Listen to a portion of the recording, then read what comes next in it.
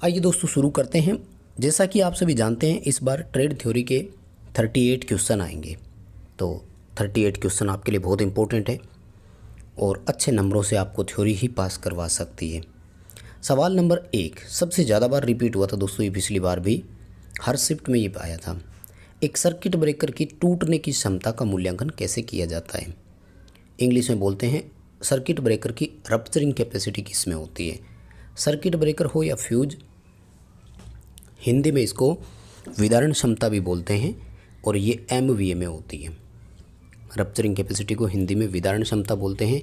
Fuse हो या circuit breaker, इनकी विदारण क्षमता मेगा वोल्ट एम्पियर में होती है। रप्चरिंग कैपेसिटी वह क्षमता होती है जिसे फॉल्ट के समय एक सर्किट ब्रेकर सहन कर गया हो। सी उत्तर करना है आपको। MVA उत्तर आएगा। बहुत इंपॉर्टेंट क्वेश्चन है, रिपीट हो सकता है आपके पेपरों में भी, इसे अच्छे से कवर अप कर लेना। आगे देखो, MCB का प्रकार पूछा है। जी श्रेणी की MCB कहाँ काम में लेंगे? जनरली 2 क्वेश्चन आएंगे दोस्तों, L सीरीज़ का और G सीरीज़ का। सीधा सीधा सवाल बता देता हूँ आपको। जी श्रेणी वाले जो होते हैं ना, ये लगता है मोटर वगैरह जो सर्किट होते हैं उनमें, AC में लगेगा। और L सीरीज़ जो होते हैं ये लगते हैं आपके हीटिंग एलिमेंट वाले इक्विपमेंट में। यानी ओवन और गीज़र के लिए क्वेश्चन है तो L सीरीज़ MCB आएगा। AC का है, मोटर का है, मोटर सर्किट के लिए आता है जब भी, तो फिर आपको क्या करना है? G सीरीज़ MCB करना है।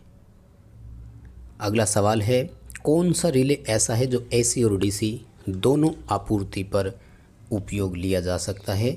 दोस्तों इसे हिंदी में बोलते हैं आवेग रिले, इंग्लिश में बोलते हैं इम्पल्स रिले। इम्पल्स रिले ऐसी है जो AC DC दोनों पर एक समान रूप से अप्लाई की जा सकती है, एक समान रूप से ऑपरेट होती है। बी उत्तर इसका यहाँ सही करना है आपको। इंसुलेटर को जो बांधते हैं दोस्तों, उसकी बाइंडिंग वायर की बात कर रहा है। बाइंडिंग का मतलब होता है बांधने वाली एक तार। जैसे मान लीजिए हम अगर पिन इंसुलेटर की बात करें तो पिन इंसुलेटर के यहाँ से एक वायर निकलती है जो इसके चारों ओर ऐसे बांधी जाती है। दोनों एंड पर ऐसे बांधते हुए राउंड लेकर फिर इस एंड पर बांधते हैं। वो कह रहे हैं कि इस तार को इंसुलेटर के पास रखने और इस तार को पूरी तरह से टाइट क्यों रखा जाता है? माय डियर, आपको मैं बता दूं, ये जो वायर होती है ये चालक तार से यहाँ से बांधना शुरू होती है, इंसुलेटर के चारों ओर लपेटते हुए दूसरी ओर पर जाती है। यानी ये चालक तार के साथ जुड़ी रहती है। इसलिए अगर ये लूज होगी तो स्पार्किंग करेगी। ये ऑप्शन आएगा। स्पार्किंग से बचने के लिए हमें इस तार को टाइट रखना है और तार को हमें पास पास रखना है। अगला सवाल ओवरहेड लाइन का है। ओवरहेड लाइन में उपयोग होने वाले कंडक्टर का नाम क्या है?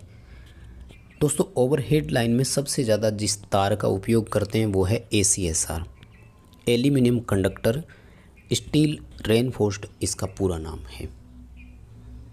ये ऑप्शन यहाँ सही रहेगा आपका। उसके बाद में देखिए, ये एक इंसुलेटर वाला है जो बार बार आया है। एक तो ये इंसुलेटर है और ये इंसुलेटर है। इन दोनों इंसुलेटरों के नाम आपसे पूछे गए हैं डायग्राम दिखा करके।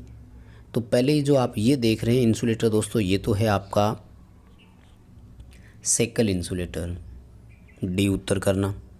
और दूसरा ये जो आप इंसुलेटर देख रहे हैं ये है आपका सस्पेंशन। सस्पेंस का मतलब होता है लटकना, जिसमें बहुत सारे इंसुलेटर होते हैं। वैसे इसका दूसरा नाम स्ट्रिंग इंसुलेटर भी होता है। बहुत सारी डिस्क होती है ना, दोनों का डी ऑप्शन ही सही है। लेकिन वैसे ध्यान रखना, डायग्राम देख करके ही उत्तर करना है आपको। सेकल इंसुलेटर का भी बार बार आया था, सस्पेंशन इंसुलेटर भी बार बार एग्ज़ाम में पूछा गया था। और दोस्तों ये तो कंपटीशन एग्ज़ाम में भी बार बार आया। हिमाचल प्रदेश SSC के जितने भी एग्ज़ाम होते हैं उनमें निम्मी की असाइनमेंट में से ही क्वेश्चन आते हैं। आप अगर कंपटीशन एग्ज़ाम की तैयारी कर रहे हैं तो भी इन क्वेश्चनों को ज़रूर देखें। अगला सवाल देखो दोस्तों, कह रहे हैं कि सोलर सेल किसका बनता है? ये भी काफ़ी इंपॉर्टेंट क्वेश्चन है और कई बार हमने करवाया है, कंपटीशन एग्ज़ाम की दृष्टि से भी इम्पोर्टेंट है। सोलर सेल सिलिकॉन स्टील से बनता है। सिलिकॉन से बनता है, स्टील नहीं, सिलिकॉन स्टील की तो कोर होती है, ट्रांसफार्मर, अल्टरनेटर, स्टेटर, इन सब में वो फ्लो में निकल जाता है क्योंकि कई बार वही चीज़ें सामने आती है। सोलर सेल सिलिकॉन का बना होता है और सिलिकॉन एक सेमीकंडक्टर है, अर्धचालक है सिलिकॉन। अगला सवाल है इन्वर्टर का निम्न में से काम क्या है। दोस्तों इन्वर्टर एसी को डीसी करता है। ठीक है, अब आप देख लीजिए एसी को डीसी कन्वर्ट करने का ऑप्शन कहाँ, सॉरी डीसी को एसी करता है इन्वर्टर, डीसी टू एसी करना है, एसी को डीसी तो कन्वर्टर करता है, सॉरी। तो इन्वर्टर के लिए जब आप देखेंगे बी ऑप्शन अपन यहाँ देखेंगे तो आपको सामने दिख रहा है डीसी को एसी में कन्वर्ट करता है, तो ये हमारा इन्वर्टर कहलाता है, ये फंक्शन इन्वर्टर का है। अगला सवाल देखो कि किस शब्द से तात्पर्य है कि किसी भी पदार्थ का द्रव्यमान इलेक्ट्रोलाइट के 1 कूलाम आवेश द्वारा मुक्त होता है।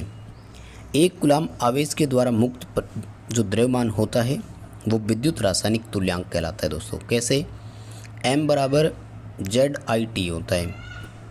IT को अगर आप कैलकुलेट करके एक साथ रख देते हैं तो Z इंटू Q बनता है, और अगर आप Z की कैलकुलेशन करते हैं तो द्रव्यमान बटे कूलाम यानी द्रव्यमान प्रति कूलाम इक्वल टू क्या हो गया, विद्युत रासायनिक तुल्यांक। डी उत्तर आपको यहाँ सही करना है। निम्न में से कौन सा फ्रीक्वेंसी कन्वर्टर है। काफ़ी अच्छा क्वेश्चन है दोस्तों, ये भी बार बार एग्जाम में पूछा गया है। साइक्लो कन्वर्टर जो होता है ये फ्रीक्वेंसी कन्वर्टर है। आजकल एसी मोटरों की स्पीड कंट्रोल करने के लिए VFD का उपयोग करते हैं, वेरिएबल फ्रीक्वेंसी ड्राइव बोलते हैं। तो इस VFD में साइक्लो कन्वर्टर ही होता है जो फ्रीक्वेंसी को कन्वर्ट करता है। आपको एक बार फिर बता दूं, रेक्टिफायर एसी को डीसी करता है, चॉपर एक तरह से डीसी का ट्रांसफॉर्मर कहलाता है। ये डीसी को स्टेप अप और स्टेप डाउन करने का काम करता है, और डीसी को एसी करने वाले को हम इन्वर्टर बोलते हैं। ये काफ़ी इंपॉर्टेंट क्वेश्चन है दोस्तों, कंपटीशन एग्ज़ाम की भी अगर आप तैयारी कर रहे हो तो ये बहुत अच्छे क्वेश्चन है, आप इनको भी आराम से पढ़ सकते हैं। IGBT का फंक्शन पूछा है दोस्तों आपको। VF ड्राइव जो होता है ना, वेरिएबल फ्रीक्वेंसी ड्राइव जो है, उसमें IGBT का काम क्या है दोस्तों। वहाँ पर IGBT जो है वो इन्वर्टर स्विचिंग डिवाइस की भांति काम करता है, क्योंकि फील्ड को वेरी करके अगर करना है तो वहाँ पर अपन क्या करते हैं, फील्ड ड्राइव या कंट्रोल जो है वो ज़्यादातर हम DC से ही यूज करवाते हैं। ये ऑप्शन आपको यहाँ पर सही करना होगा। अगला सवाल जो कि बार बार पूछा गया था एग्ज़ाम में, हाई स्पीड ऑपरेशन के लिए AC ड्राइव ज़्यादा बेहतर क्यों है।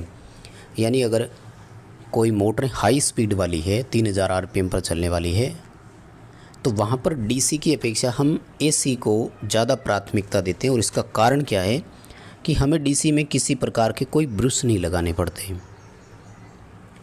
जब ब्रश नहीं लगेगा तो वहाँ पर किसी प्रकार का कोई कम्यूटेशन नहीं होगा, कोई स्पार्किंग नहीं होगी। डी उत्तर सही रहेगा।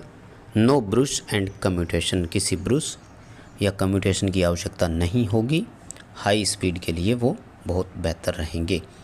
आगे देखिए दोस्तों यहाँ से कि एक्स में जो एक्स से दर्शाया गया है इस भाग का नाम क्या है। दरअसल ये इन्वर्टर वाला पोर्शन है दोस्तों, जहाँ से मोटर की स्पीड कंट्रोल की जा रही है।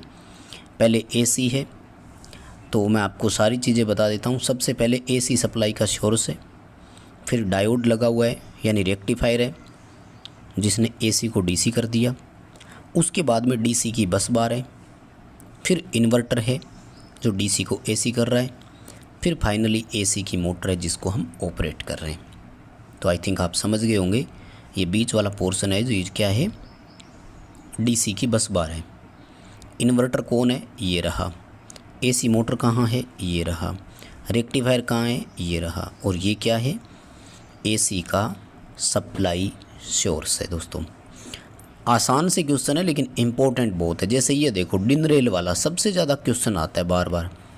कंट्रोल पैनल की जो वायरिंग होती है इसमें डिन रेल का काम क्या होता है दोस्तों। डिन रेल होती है एक ऐसे PVC चैनल के जैसे लगाने की होती है, और इसका यूज करते हैं जब हमें कोई ओवरलोड, रिले, टाइमर, कॉन्टेक्टर यदि पैनल में लगाने हो तो हम डिन रेल लगाएंगे और इसके ऊपर सीधे कस देंगे।